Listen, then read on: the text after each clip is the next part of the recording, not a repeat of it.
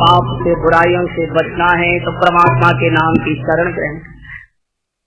और जिन्होंने अपने जीवन में कोई नियम बनाया है, कोई संयम बनाया है, भाई इतना तो भोगेंगे, इससे आगे नहीं, इतना भाई हमारा नियम है, इसको हम नहीं तोड़ सकते, हमारी कुल की मर्यादा टूट जाएगी। जो नियम पालन जीवन में करते हैं, बुराई उनके कुरूप होकर चली जाती है, बुराई उनको बिगाड़ नहीं सकती, कुछ बुराई से बच जाया करता। और नाक कान ही क्यों काटे? वासना या तो नाक से प्रवेश करती है या कान से प्रवेश करती है। वासना प्रवेश करने के दो मार्ग। सुगंध आई आपकी नाक को, तुरंत मन करता है कौन सा फूल खिलाए, चलो देखें। मीठा मीठा संगीत कान में आया, मन करता है कौन गा रहा है, तुरंत आपका मन चला जाता है।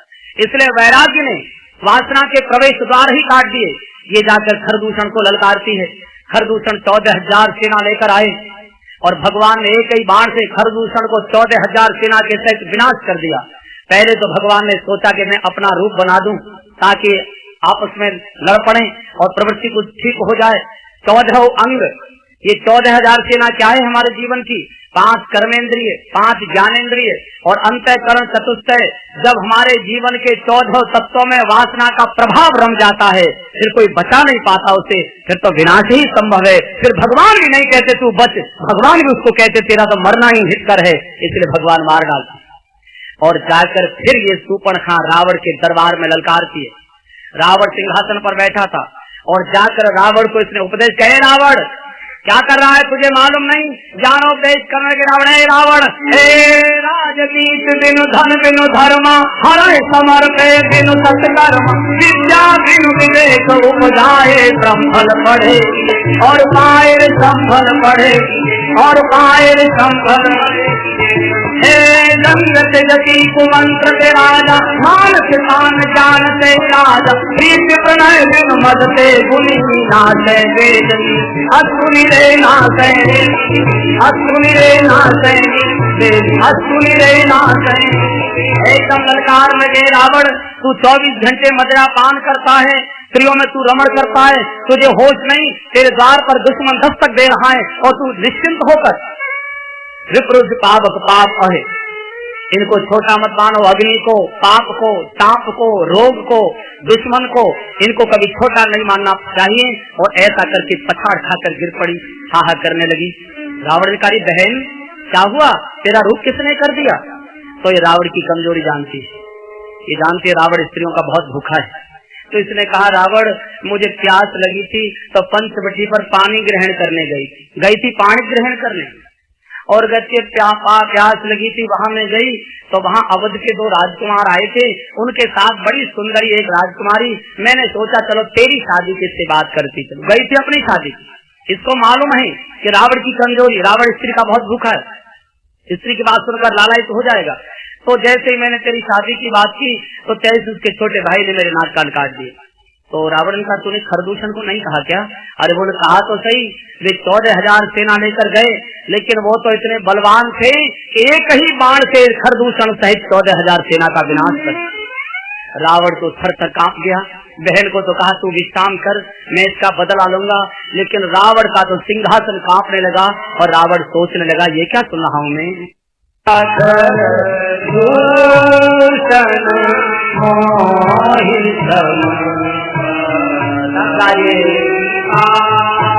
हर दूषण मोहितम बलवंता,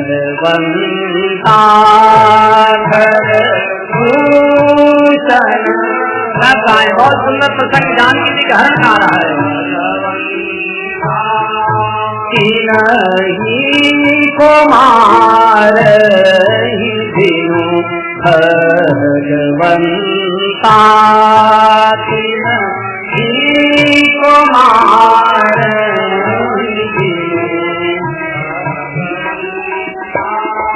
सुर रंजन भंजन माहि भारा, सुर रंजन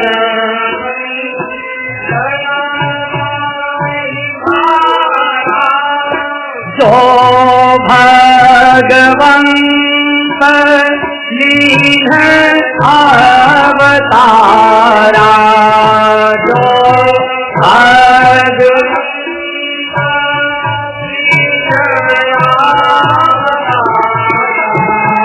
जो भगवंत लीन अवतारा जो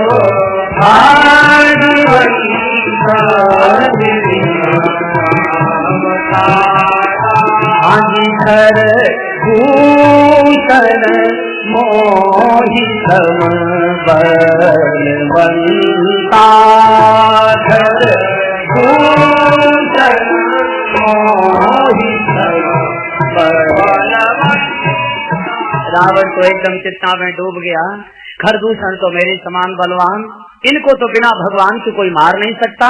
क्या सुररंजन भंजनमय भारा, क्या देवताओं की रक्षा के लिए भूभार हरण करने प्रभु का अवतार हो गया। ब्रह्म ज्ञान हो गया रावण को। किसी ने धीरे से कान में कहा, रावण जब ब्रह्म ज्ञान हो गया तो भजन कर।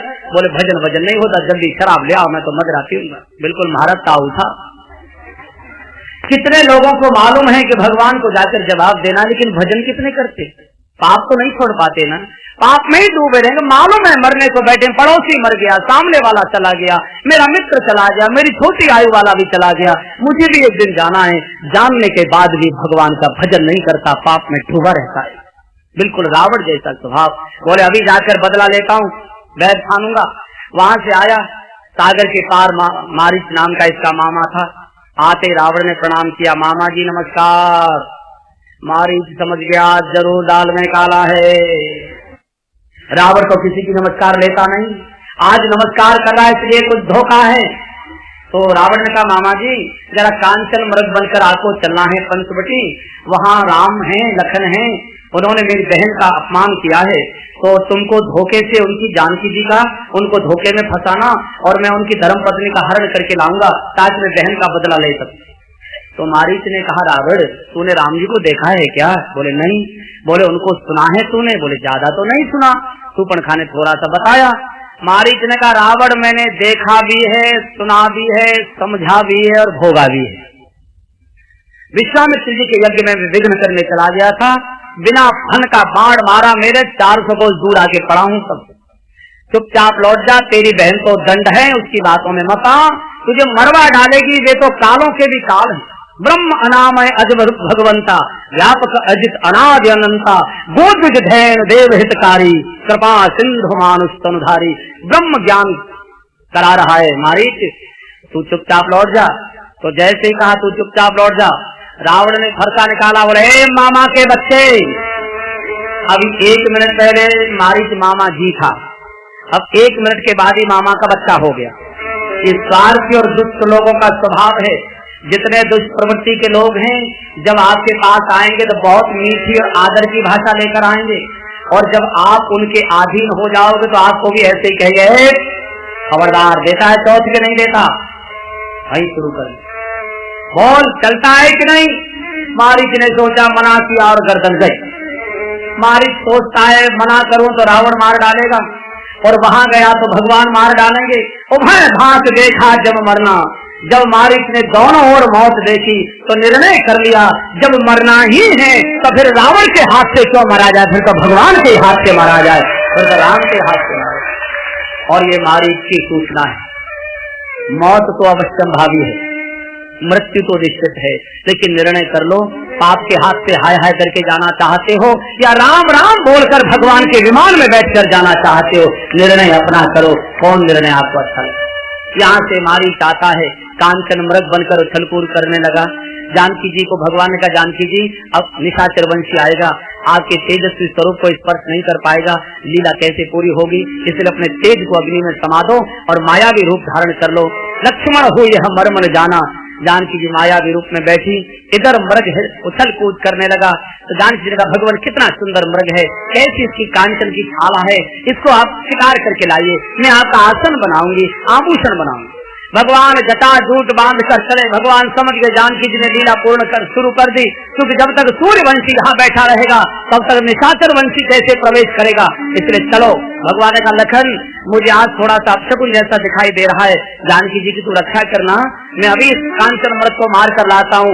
आगे आगे कांचन मृग, पीछे पीछे भगवान मृग दौड़ते जा रहा है, मुड़ मुड़ कर भगवान का दर्शन करते जा रहा है, धनुष लेकर भगवान दौड़े चले जा रहे हैं। आज देवता कह रहे हैं भगवान ये रूप तो कभी आज तक हमने देखा नहीं, आज क्या दिव्य लीला करने आयो कि मने की शिव ध्यान न पावा, माया मृग पाछे तो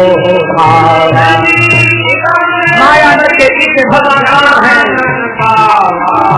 माया मृग पाछे तो माया मृग पाछे तो जी, माया मृग पाछे तो माया मृग पाछे जी, माया मृग पाछे। भगवान दौड़े जा रहे हैं माया मृग के पीछे।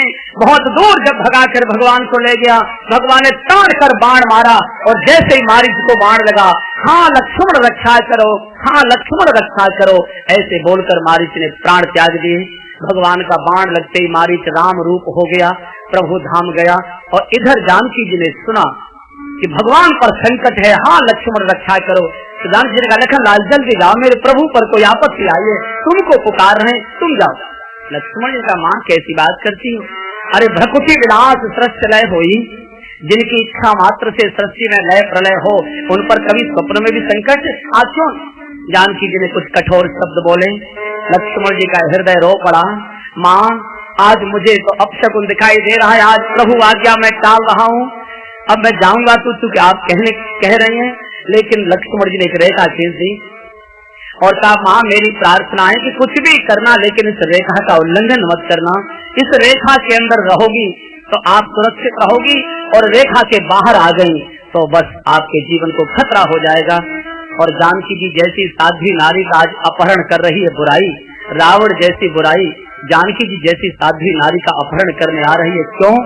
जानकी जी गलती पर गलती कर रही है। जब तुम असली संत को गाली देकर भगा दोगी तो नकली ही तुमको ठगने के लिए चला है, असली को तो तुमने गाली देकर। लखन जी आगे चले और इधर यति के वेश में रावण आता है। और कैसे आ रहा है? डरते डरते। जिस रावण के भय से देवताओं को दानवों को न भूख लगती थी न नींद लगती थी, वो आज कुत्ते की तरह डरते डरते आ रहा है। कारण वो अनीति के मार्ग पर आ रहा है। और गोस्वामी जी लिख चुके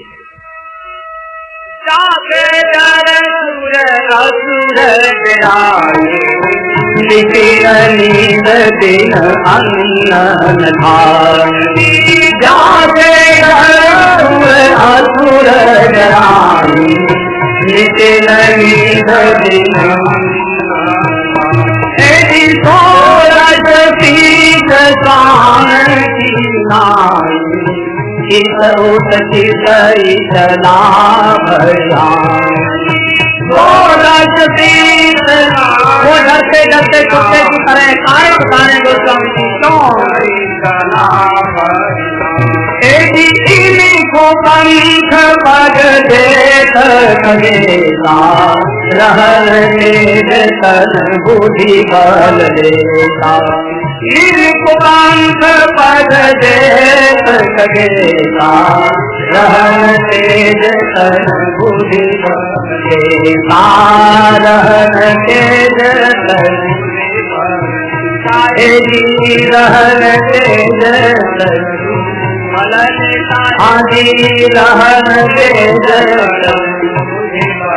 आज रावण अपहरण के मार्ग पर आ रहा है, पाप के मार्ग पर आ रहा है, अनीति के मार्ग पर आ रहा है। वेदों का ज्ञाता, शास्त्रों का पंडित, ऋषि की संतान अगर अनीति के मार्ग पर जाएगी तो डरी डरी रहेगी, जैसे कुत्ता चोरी करने डरता हुआ आता है। इनको पंथ पग देत खगेसा रहन तेज तन भुज बल लेता। डरता डरता आया यति के साधु के वेश में, माँ को पहले प्रणाम किया और कहा माँ भिक्षा न दे। जानकी जी भिक्षा लेकर आई। बोले बंधी भिक्षा नहीं लेंगे, रेख लांग कर आइए, नहीं तो साधु वापस चला जाएगा। जानकी जी को पहले तो थोड़ा छिटका लगी कि कैसे जाऊं, लखनलाल मना कर गए, लेकिन रघुवंश की बात याद आ गई। रघुकुल के द्वार से कोई साधु निराश होकर जाएगा तो रघुकुल रीति मिट जाएगी। इसलिए दुस्साहस करके जैसे जानकी जी ने हाथ रेख के आगे आगे बढ़ाया, एकदम रावण ने झपट्टा मारकर उनको पकड़ लिया। रावण ने अपना वेश उतार दिया और जैसे अनुभव हुआ रावण एकदम जानकी जी ने चिल्लाए, बचाओ बचाओ बचाओ, नाथ रक्षा करो रक्षा करो रक्षा करो। सारा भल प्रदेश जानकी जी के करुण क्रंदन से गूंज रहा है, लेकिन कोई बचाने नहीं आया। गीधराज जटायु आकाश में विचरण कर रहे थे, उन्होंने सुना तो रावण जानकी जी का हरण करके ले गया। एकदम दौड़े, सीते पुत्र करे जन चिंता, चिंता मत करो बेटी, मैं आ रहा हूँ। गीधराज सुने आरत बानी, रघुकुल तिलक नार पहचानी, अधम निशाचर लीने जाई, जिम मरेक्ष बस कपिला गाई। जैसे हत्यारे के हाथ में गाय आ गई हो, ऐसे जानकी जी तड़प रही थी। आकर चंचू प्रहार करना प्रारंभ कर दिया, रावण को घायल कर दिया। रावण तो घबरा गया, कहीं मार न डाले ये मुझे। तो रावण ने अपने फरसे से गीध के दोनों पंख काट दिए और घायल गीध हा राम हा जानकी करते धरती पर आए। अब थोड़ा मर्म में प्रवेश करिए, हमारे जीवन से इसका क्या संबंध है? जानकी जी जैसी महान नारी को बुराई कैसे अपहरण करके ले गई? जानकी जी ने 3 गलती की, और जो भी जीवन में 3 गलती करेगा वो बुराई के चक्कर में फंसा दिखाई देगा, उससे कोई भगवान भी नहीं बचा सकता।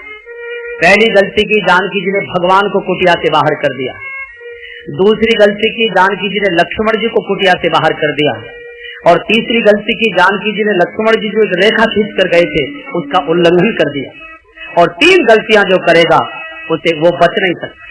पहली गलती, तुमने ज्ञान को बाहर कर दिया। भगवान ज्ञान के प्रतीक हैं, ब्रह्म ज्ञान कोई नहीं है, तुमको कोई चिंता नहीं। अगर वैराग्य तुम्हारे जीवन में है, त्याग तुम्हारे जीवन में है, लखनलाल तुम्हारे साथ हैं, तो भी बुराई से बच जाओगे। लेकिन तुमने ज्ञान को घर से निकाला, वैराग्य को भी घर से निकाल दिया, और वैराग्य जाते जाते सिग्नल रेखा खींच गया था। माँ, भोग में इतनी अंधी मत हो जाना कि वैराग्य की त्याग की अंतिम सीमा रेखा ही उल्लंघित हो जाए। अगर सीमा में रहोगी त्याग की तो बुराई से बची रहोगी, और रेखा का ही उल्लंघन कर दोगी तो भोग में डूब जाओगी, फिर तुमको भोगी ही पकड़ कर ले जाएगा, कैद कर दे। जीवन में संसार में आयो, भोग भोगना मैं मना नहीं करता, संसार के भोग भोगने के लिए हैं, लेकिन कृपया मर्यादा से भोग भोगते समय कोई न कोई मर्यादा जरूर बनाकर रखनी चाहिए। बोले भाई इससे आगे नहीं बढ़ेंगे, भोग तो भोगेंगे लेकिन इससे आगे नहीं, ये हमारे जीवन की मर्यादा है, मर्यादा मत तोड़ो। अगर जीवन में मर्यादा रहेगी तो जरूर बच जाओगे, और मर्यादा ही तोड़ दोगे फिर कौन बचा पाएगा?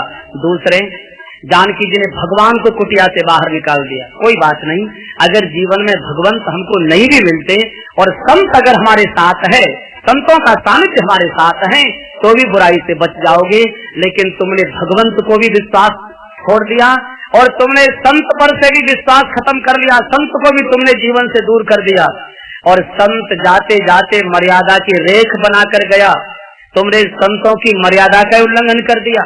कोई बात नहीं, अगर भजन नहीं होता कोई चिंता नहीं, भगवंत नहीं मिलते कोई चिंता नहीं, अगर संतों का सानिध्य है तो भी बुराई से बच जाओगे। और अगर प्रत्यक्ष संतों का सानिध्य नहीं भी मिलता और संतों ने समाज रक्षा के लिए जो मर्यादाएं बनाई हैं, अगर संतों की बनाई उस मर्यादा का भी हम पालन करते रहेंगे तो भी बुराइयों से बचे रहेंगे। और जब संतों की भी मर्यादा को तोड़ दोगे तो कौन तुमको बचाएगा? रावण ही हरण करके ले। गीधराज जटायु रक्षा करने को आया लेकिन घायल, भगवान के पास लखन जी गए। अरे लखन, ये तूने क्या किया? तू जानकी जी को छोड़कर आ गया, मुझे तो अब तक उन्हें तूने क्या किया? भगवान मैं क्या करता? माँ ने कुछ ऐसे शब्द बोले, भगवान बोले लखन मुझे लगता है जानकी नहीं मिलेगी, मुझे तब तक हो रहा है। और सोने कुटी आकर देखी तो भगवान पठार खा खा कर जानकी जी को पुकारती है, हे गुण खानी जानकी सीते, हे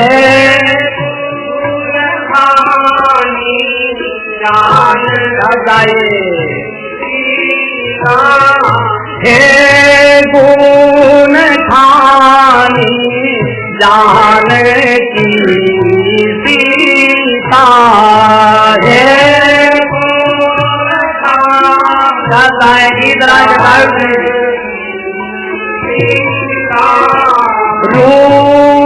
हे रूपशील व्रत प्रेम पुनीता, जानकी जी का गुण का बखान कर करके रो रहे हैं। हे खग मृग हे मधु करते, हे खग मृग हे मधु करते, जी तुम देखी सीता मृग नयनी, तुम देखी सीता मृग नयनी, हाजी तुम देखी सीता मृग नयनी, तुम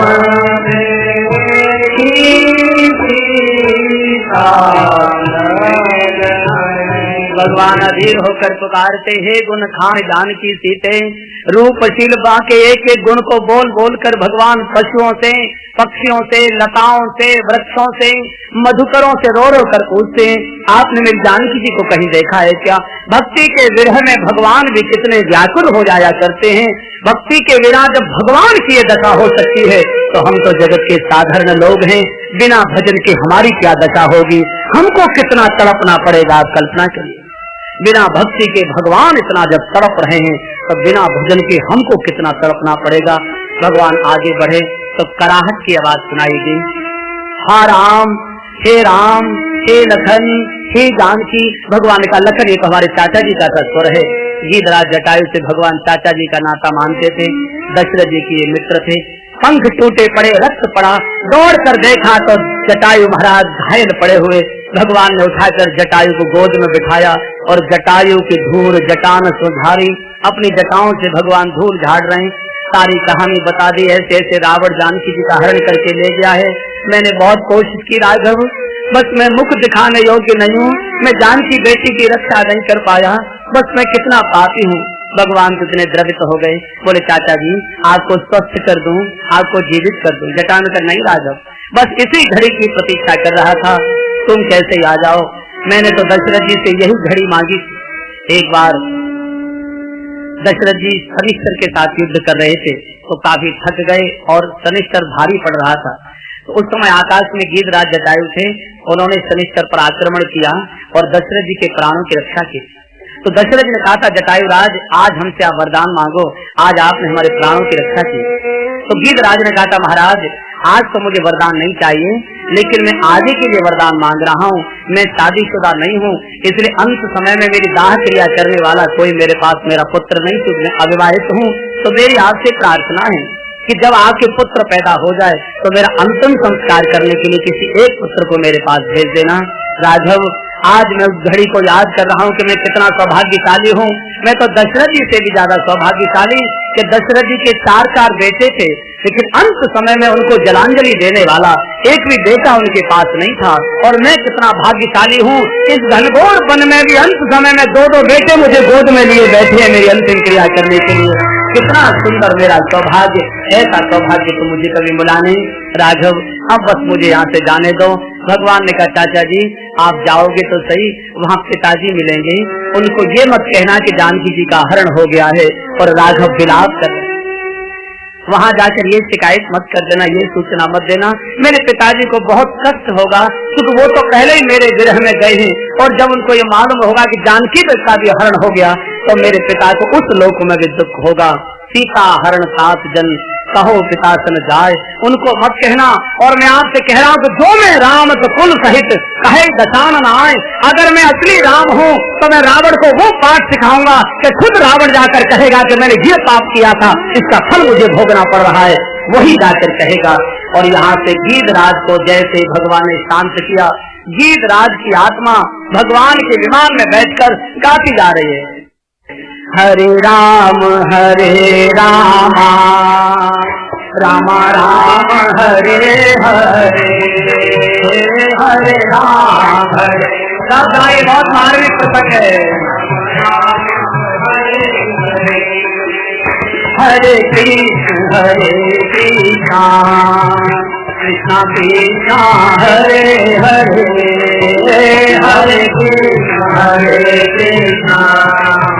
कृष्णा कृष्णा हरे राम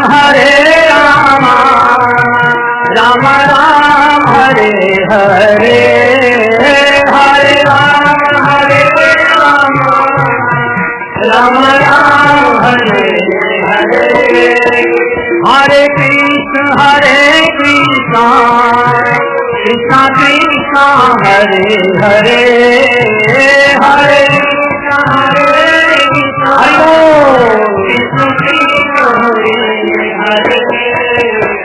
राम हरे राम राम राम हरे हरे हरे राम हरे राम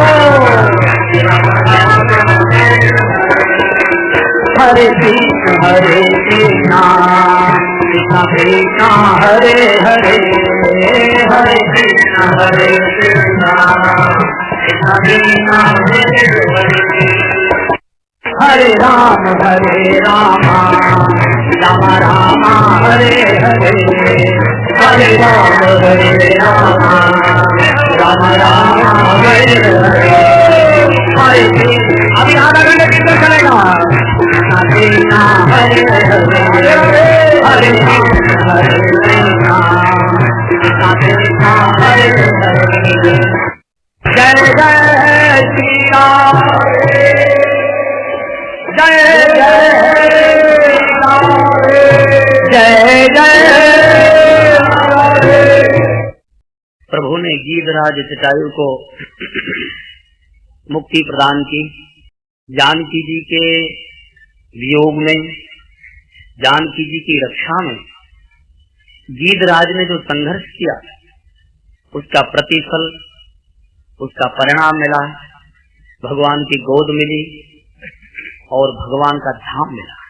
शंकर जी पार्वती जी को कथा सुनाते कह रहे थे, देवी भगवान कितने सरल हैं कि गीध अधम खग आमिष भोगी गीध अधम खग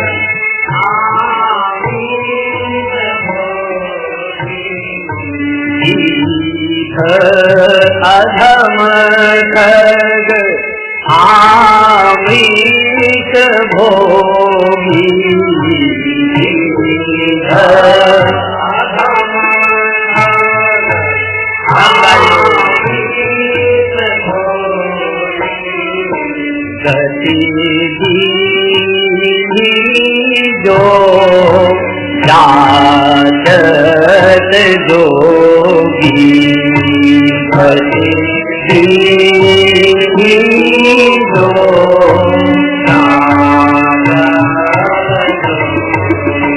आदि गति जो जाचत जोगी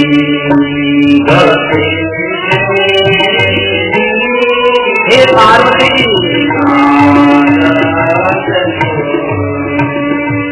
सुना उमाते लोग अभागी सुना लोग ऐसे अभागे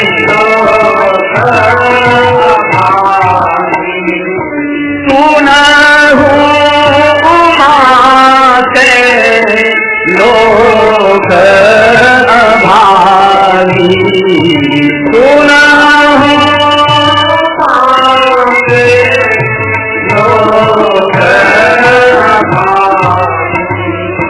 हरि सजिहानी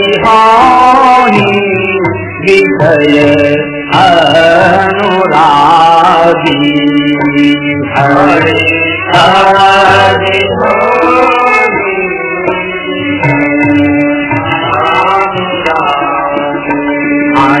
हरि सजिहानी विषय अनुरागी हरे